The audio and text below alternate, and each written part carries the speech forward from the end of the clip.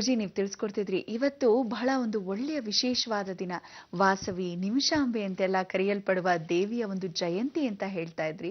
ಅದರ ಕುರಿತಾಗಿ ಇವತ್ತು ನಾವೇನಾದ್ರೂ ಮನೆಯಲ್ಲಿ ವಿಶೇಷವಾದ ಪೂಜೆಯನ್ನ ಮಾಡಬಹುದೇ ಗುರುಜಿ? ಹಾಗೇನು ಅಂತ ಏನಿಲ್ಲಮ್ಮ. ನಿಮಿಷಾಂಬ ಅನ್ನತಕ್ಕಂಥದ್ದು ನಿಮಿಷಗಳಲ್ಲಿಯೇ ಪರಿಹಾರ ಕೊಡತಕ್ಕಂಥ ದೇವಿ ಚಿತ್ತ, ದೇವಿ ಶಕ್ತಿ ಅನ್ನತಕ್ಕಂಥದ್ದು ನಿಜವಾಗ್ಲೂ ನನ್ನ ಅದೃಷ್ಟ. ನಾನು ಯಾರಿಗೂ ಗೊತ್ತಿಲ್ಲ, ನನ್ನ ಪೂಜ್ಯ ಗುರುಗಳು ನನಗೆ ಅನುಷ್ಠಾನ ಕೊಟ್ಟಂಥವರು ಒಂದು ವಿಶೇಷವಾದಂಥ ಮಂತ್ರವನ್ನು ಅದೇ ಒಂದು ದೇವಿಯ ಸಾನ್ನಿಧ್ಯದಲ್ಲೇ ಕೊಟ್ಟಂಥ ಗುರುಗಳು ಈಗಲೂ ಆ ದೇವಸ್ಥಾನದಲ್ಲಿದ್ದಾರೆ. ಈಗಲೂ ಹೋಗ್ತಿರ್ತೇನೆ. ನನ್ನ ತುಂಬ ಇಷ್ಟ ದೇವತೆ ನಿಮಿಷಾಂಬ.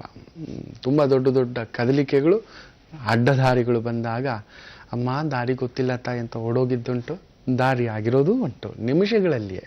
ಅಷ್ಟು ವಿಶೇಷ ಕ್ಷೇತ್ರ ಕೂಡ ನಿಜವಾಗ್ಲೂ ನಿಮಿಷಗಳಲ್ಲಿ. ಇದು ಮುಖ್ಯವಾಗಿ ಮುಕ್ತ ರಾಜ ಅನ್ನತಕ್ಕಂಥ ಒಬ್ಬ ರಾಜರಿರ್ತಾರೆ. ಅವರು ಈ ದೇವಸ್ಥಾನವನ್ನು ಅಭಿವೃದ್ಧಿ ಪಡಿಸ್ತಾರೆ, ಆ ದೇವಿಯನ್ನು ಅನುಷ್ಠಾನ ಮಾಡಿಸ್ತಾರೆ, ಆ ಒಂದು ಶಿಲಾರೂಪದಲ್ಲಿ ನಿಲ್ಲಿಸ್ತಾರೆ ಅನ್ನತಕ್ಕಂಥ ಮಾತು. ಶ್ರೀಚಕ್ರವನ್ನು ಪ್ರತಿಷ್ಠಾಪಿಸಿ ಇವತ್ತಿಗೂ ನೀವು ಹೋದರೆ ಆ ದೇವಿಯ ಮುಂದ್ಗಡೆ ಒಂದು ಶ್ರೀಚಕ್ರ ಇದೆ, ಅಧೋಮುಖಿ ಶ್ರೀಚಕ್ರ. ಪ್ರಸನ್ನ ಮೀನಾಕ್ಷಿ ಅಂತ ಹೇಳ್ಬಿಟ್ಟು ಒಂದು ದೇವಸ್ಥಾನ ಇದೆ, ಅದು ಶಿಂಷಾ ಹತ್ರ ಬರುತ್ತೆ. ಮೊನ್ನೆ ನಾನು ನಿಮ್ಗೆ ಹೇಳ್ತಿದ್ದೆ. ಅಲ್ಲಿ ಊರ್ಧ್ವಮುಖಿ ಶ್ರೀಚಕ್ರ ಅನ್ನತಕ್ಕಂಥದ್ದು. ಅಧೋಮುಖಿ ಅಂತ ಹೇಳಿದ್ರೆ ನೋಡಿ, ಕೈಯಲ್ಲಿ ರೇಖೆಗಳಿದೆ. ನಮಗೆ ಏನಾದರೂ ಬರೆದ್ರೆ ಒಳಗಡೆ ಹೋಗುತ್ತೆ ಗೆರೆಗಳು, ಹೌದಲ್ವಾ? ಒಳಗಡೆ ಇದೆ ಕೂಡ. ಇದನ್ನು ಅಧೋಮುಖಿ ಕೆಳಗಡೆ ಹೋಗಿದೆ ಅನ್ನತಕ್ಕಂಥದ್ದು. ಸೊ ಅಂಥದ್ದೇ ಒಂದು ಶ್ರೀಚಕ್ರ ಇದೆ. ತುಂಬ ಅಪರೂಪವಾದಂಥ ಶ್ರೀಚಕ್ರ, ತುಂಬ ವಿಶೇಷವಾದಂಥ ಅಕ್ಷರಗಳು. ಅಷ್ಟೂ ಪೂರ್ತಿಯಾಗಿ ಶ್ರೀಚಕ್ರಗಳ ಅಕ್ಷರಗಳು ಇರತಕ್ಕಂಥ ಶ್ರೀಚಕ್ರವನ್ನು ಮನೆಯಲ್ಲಿಟ್ಟು ಯಾರೂ ಪೂಜೆ ಮಾಡಬಾರ್ದು. ಎಷ್ಟೋ ಜನ ಆ ಥರದ ಶ್ರೀಚಕ್ರಗಳನ್ನು ತಗೊಬಂದು ಮನೆಯಲ್ಲಿಟ್ಟು ಇನ್ನಷ್ಟು ಅನಾಹುತಗಳಾಗಿರೋದು ನಾನು ನೋಡಿದ್ದೇನೆ. ಗೊತ್ತಿಲ್ಲ ಗುರುಗಳೇ, ನಮ್ಮ ಮನೇಲಿ ಶ್ರೀಚಕ್ರ ಇಟ್ಟು ಗೊತ್ತೋ ಅಂತ ಹೇಳ್ತಾರೆ. ಶಕ್ತಿ ಅದು. ನಮಗೆಷ್ಟು ಒಬ್ಬರು 4 ಬಾಳೆಹಣ್ಣು ತಿನ್ನೋನಿಗೆ 4 ಬಾಳೆಹಣ್ಣೆ ಕೊಡಬೇಕು. 2 ಕೊಟ್ಟರೆ ಅವನು ಅಡ್ಜಸ್ಟ್ ಮಾಡ್ಕೋಬಲ್ಲ, 3 ಕೊಟ್ಟರೆ ಸ್ವಲ್ಪ ತೃಪ್ತನಾಗಬಲ್ಲ, ತೃಪ್ತನೇ ಆಗ್ತಾನೆ. 4 ಕೊಟ್ಟರೆ ಪರಿಪೂರ್ಣ ತೃಪ್ತ ಆಗ್ತಾನೆ. ಅಂಥವ್ನಿಗೆ 8 ತಿನ್ನು ಅಂತ ಹೇಳಿದ್ರೆ ಏನಾಗುತ್ತೆ ಹೇಳಿ? ಅಜೀರ್ಣ ಆಗುತ್ತೆ, ವಾಂತಿ ಆಗುತ್ತೆ, ಅನಾರೋಗ್ಯ ಕೆಡುತ್ತೆ, ಹೆಚ್ಚು ಕಡಿಮೆ ಆಗಿಬಿಡುತ್ತೆ. ಹಾಗೆ ಕೆಲವೊಂದು ವಿಶೇಷವಾದಂಥ ಶಕ್ತಿಯುಳ್ಳಂತಹ ಯಂತ್ರಗಳನ್ನು ಮನೇಲಿ ತಂದಿಟ್ಟು ಪೂಜೆ ಮಾಡೋ ಹಾಗಿಲ್ಲ. ನಾನು ಹಿಂದೊಮ್ಮೆ ಹೇಳ್ತಿದ್ದೆ ನಿಮಗೆ, ಯಾವ ದೇವರನ್ನು ಪೂಜೆ ಮಾಡಬಾರ್ದು ಮನೆಯಲ್ಲಿಟ್ಟು, ಯಾವಾಗ ಪೂಜೆ ಮಾಡಬಾರ್ದು, ಯಾವುದನ್ನು ಮಾಡಬಾರ್ದು ಮೊದಲು ತಿಳ್ಕೊಳ್ಳಿ, ಮಾಡೋದು ಬಿಡಿ, ಯಾವ್ದು ಮಾಡಬಾರ್ದು ಅಂತ ತಿಳ್ಕೊಳ್ಳಿ ಅಂತ ಹೇಳ್ತಿದ್ದೆ. ಸೊ ಶ್ರೀಚಕ್ರ ಇಡಬಹುದು, ಇಟ್ಟರೆ ಕೆಲವೊಂದು ನಿಯಮಗಳಿದೆ. ಶಕ್ತಿ, ಅತೀ ಶಕ್ತಿ ಕೆಲವೊಂದು ಬೀಜಾಕ್ಷರಗಳ ಮುಖಾಂತರ ಮಾತ್ರ ಅದು ಅದರಲ್ಲಿ ಬೆಳೆಸಲಿಕ್ಕೆ ತುಂಬ ಅನುಷ್ಠಾನ ಇರಬೇಕು. ಯಾರ್ಯಾರೋ ಶ್ರೀಚಕ್ರ ಮಾಡಲಿಕ್ಕೆ ಆಗೋದಿಲ್ಲ. ಅದರಲ್ಲಿ ಪಾಂಡಿತ್ಯ ಹೊಂದು ಆ ದೇವಿಯ ಅನುಷ್ಠಾನ ಆಗಿದ್ದವರು ಮಾತ್ರ ವರ್ಷಗಟ್ಟಲೆ ಅದರಲ್ಲಿ ಪರಿಣಿತಿ ಹೊಂದಿರ್ತಾರೆ. 1 ವರ್ಷ 2 ವರ್ಷ ಅಲ್ಲ, ಕಡಿಮೆ ಅಂದ್ರೆ 40 ರಿಂದ 50 ವರ್ಷ ಅನುಭವಸ್ಥರಾಗಿರ್ತಾರೆ. ಪಾರಂಪರ್ಯವಾಗಿ ಬಂದಿರುತ್ತೆ. ಅದು ಬಿಟ್ಟರೆ ಅವ್ರು ಬೇರೆ ಏನೂ ಮಾಡೋದಿಲ್ಲ. ಅವರು ಪೌರೋಹಿತ್ಯ ಸಮೇತ ಮಾಡೋದಿಲ್ಲ. ಅವರು ಯಜ್ಞ ಆಗಾದಿಗಳಿಗೂ ಹೋಗೋದಿಲ್ಲ, ಜ್ಯೋತಿಷ್ಯಕ್ಕಂತೂ ಹೋಗೋದೇ ಇಲ್ಲ, ಹೇಳೋಕೆ ಹೋಗೋದಿಲ್ಲ. ಅವರ ಕೆಲಸ ಆ ಯಂತ್ರ ರಚಿಸುವುದು, ಆ ಯಂತ್ರಕ್ಕೆ ಶಕ್ತಿ ತುಂಬಿಸೋದಷ್ಟೇ. ಆಗಮಶಾಸ್ತ್ರ ಮಾಡತಕ್ಕಂಥ ಆಗಮ ಪಂಡಿತ, ಅದು ಬಿಟ್ಟು ಬೇರೆ ಏನೂ ಮಾಡುವುದಿಲ್ಲ. ನನ್ನ ಕೆಲಸ ಇಷ್ಟ, ಗೋಪುರ ಕಟ್ಟಬೇಕು, ಗೋಪುರಕ್ಕೆ ಇಷ್ಟೇ ರಕ್ಷೆ ಕಟ್ಟಬೇಕು, ಇಷ್ಟೇ ಶಕ್ತಿ ತುಂಬಿಸ್ಬೇಕು, ಇಷ್ಟೇ ಬಂಧ ಕಟ್ಟಬೇಕು ಅನ್ನೋದು ಗೊತ್ತಿರುತ್ತೆ. ಅದು ಬಿಟ್ಟು ಅವರನ್ನ ಬಂದು ಪೌರೋಹಿತ್ಯ ಮಾಡಿ ಅಂತೇಳಿ ಇಲ್ಲ ಅಂತ ಹೇಳ್ತಾರೆ. ಮಾಡೋಲ್ಲ, ಮಾಡಕೂಡದು. A technician is a technician ಅಷ್ಟೇ. A director is a director. ನಾವು ತಲೆ ಬಾಗಿಸ್ಲೇಬೇಕು. ಗುರು ಅನ್ನುವುದು ಗುರು. ಆ ಗುರು ಅನ್ನುವುದು ಒಂದೊಂದು ಶಾಖೆನಲ್ಲಿ ಒಬ್ಬೊಬ್ಬರು ನಿಸ್ಸೀಮರಾಗಿರ್ತಾರೆ.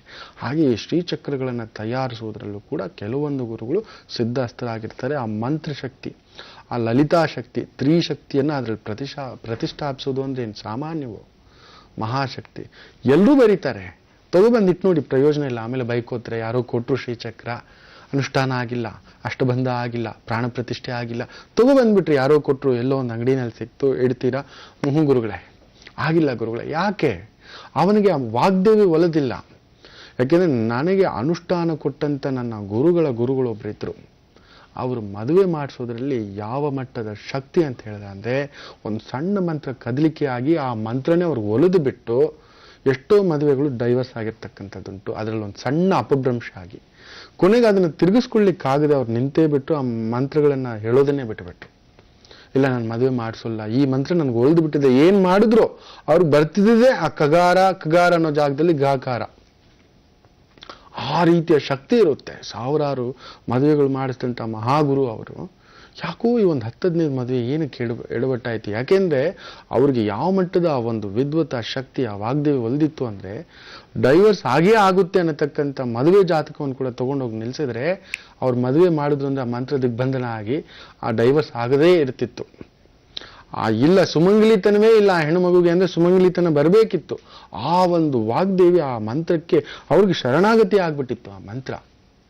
ಅವ್ರು ಅದು ಬಿಟ್ಟರೆ ಬೇರೆ ಇನ್ನೇನು ಮಾಡ್ತಿರ್ಲಿಲ್ಲ, ಮದುವೆಗಳು ಬಿಟ್ಟರೆ ಬೇರೆ ಇನ್ನೇನಕ್ಕೂ ಹೋಗ್ತಿರ್ಲಿಲ್ಲ. ದಟ್ಸ್ ಇಟ್, ನನ್ನ ಕೆಲಸ ಇದಿಷ್ಟೇ ಅನ್ನತಕ್ಕಂಥದ್ದು. ಅಂಥವರ ಬಾಯಲ್ಲಿ ಆ ವಾಗ್ದೇವಿ ಆ ಅಹಂ ಅನ್ನೋದು ಜಾಸ್ತಿ ಆಗಿ ಕದಲಿಕೆ ಆಗಿ ಒಂದು 10-15 ಮದುವೆ ಎಡವಟ್ಟಾದ್ಮೇಲೆ ಏನೋ ಆಗ್ತಿದೆ. ಯಾಕೋ ಮದುವೆ ಆದವ್ರದ್ದೆಲ್ಲ ಡೈವರ್ಸು, ಕಿರಿಕಿರಿ, ಜಗಳ, ಕೋರ್ಟ್ ಮೆಟ್ಲು ಅಂತ ಅನ್ನಿಸ್ತಿದೆ ಅಂತಲ್ಲ, ಏನಿರ್ಬೋದು ಅಂತ ಇನ್ನೊಬ್ಬ ಮಹಾಗುರುಗಳ ಹತ್ರ, ಆ ಶಾರದಾದೇವಿ ಒಲಿಸ್ಕೊಂಡಿರ್ತಕ್ಕಂಥ ಗುರುಗಳ ಹತ್ರ ಹೋಗಿ ಕೇಳ್ಕೊಂಡು ನೋಡಿ, ಓಹೋ ಎಂಥ ತಪ್ಪಾಗಿಬಿಡ್ತು, ಇನ್ನು ಏನು ಮಾಡಿದ್ರು ಈ ಮಂತ್ರ ಒಲ್ದು ಬಿಟ್ಟಿದೆ, ಮತ್ತೆ ತಿರುಗಲ್ಲ ಇದು ಅಂತ ಅವತ್ತಿನಿಂದ ಮುಹೂರ್ತಗಳಿಡೋದು, ಆ ಮುಹೂರ್ತ ಮದುವೆ ಮುಹೂರ್ತವನ್ನು ನಿಲ್ಲಿಸೇ ಬಿಟ್ರು ಅವರು. ಅಷ್ಟು ಶಕ್ತಿ ಇರುತ್ತೆ ಅಂತ ಒಂದು ಶ್ರೀಚಕ್ರವನ್ನ ಇಲ್ಲಿ ಸ್ಥಾಪಿಸಿದ್ದಾರೆ. ಅಧೋಮುಖಿ ಶ್ರೀಚಕ್ರವನ್ನ ಮುಕ್ತರಾಜ ಅನ್ನತಕ್ಕಂಥವ್ರು ಸ್ಥಾಪಿಸಿ, ಇಲ್ಲಿ ಈ ಶ್ರೀಚಕ್ರವನ್ನ ಮುಮ್ಮಡಿ ಕೃಷ್ಣರಾಜ ಒಡೆಯರ್ ಕಾಲದಿಂದಲೂ ಪೂಜೆಗಳು ಮಾಡ್ತಿರ್ತಕ್ಕಂಥದ್ದು. ತುಂಬಾ ವಿಶೇಷ. ಇದೇ ನಿಮಿಷಾಂಬವನ್ನ ಆರ್ಯವೈಶ್ಯರು ವಾಸವಾಂಬ ಅನ್ನತಕ್ಕಂಥ ಹೆಸರಿನಿಂದ ಕೂಡ ಪೂಜೆ ಮಾಡ್ಕೊಳ್ತಕ್ಕಂಥ ದಿನ ಇವತ್ತು. ಲಕ್ಷಾಂತರ ಜನ ಬರ್ತಾರೆ. ಇನ್ನೊಂದು ವಿಶೇಷ ಇದೆ, ಸಂಸ್ಕಾರದಲ್ಲಿ ಹೇಳ್ತೇನೆ ನಿಮಗೆ ನಾನು ಕೊನೆಯಲ್ಲಿ.